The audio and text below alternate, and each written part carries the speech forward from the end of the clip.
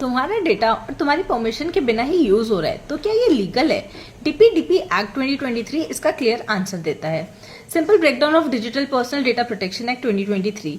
ये act India में digital personal data को प्रोटेक्ट करने के लिए एक प्रॉपर फ्रेमवर्क सेट करता है, मतलब balance between privacy and business needs.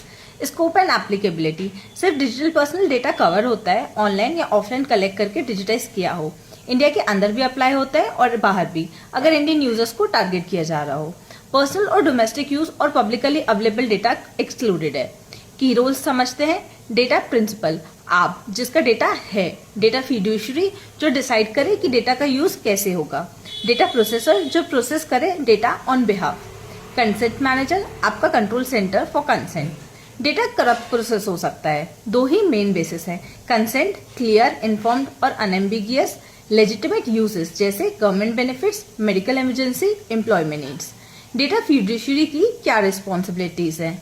Data को सिक्योर रखना, ब्रीच हो तो इन्फॉर्म करना, डेटा एक्यूरेट रखना और पर्पस खत्म होने पर डेटा डिलीट करना। और अगर बिग प्लेयर्स हैं तो DPO plus audit plus impact assessment mandatory है। आपके राइट्स, आप अपना डेटा देख सकते हो, गलत डेटा को करेक्ट करवा सकते हो, डेटा डिलीट करवा सकते हो, कंप्लेंट फाइल कर सकते हो और नॉमिनी अपॉइंट कर सकते हो।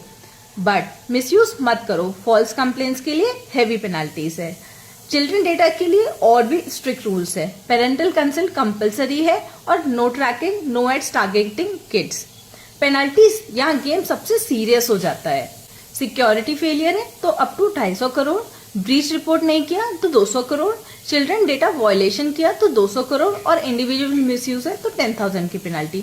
और अगर आप बिजनेस हैंडल कर रहे हो, डीपीडीपी कंप्लायंस इग्नोर करना अब ऑप्शन ही नहीं है। ये नेक्स्ट बिग लिटिगेशन रिस्क बन सकता है। ऐसे ही सिंप्लीफाइड लॉ ब्रेकडाउन्स के लिए फॉलो जरूर करें।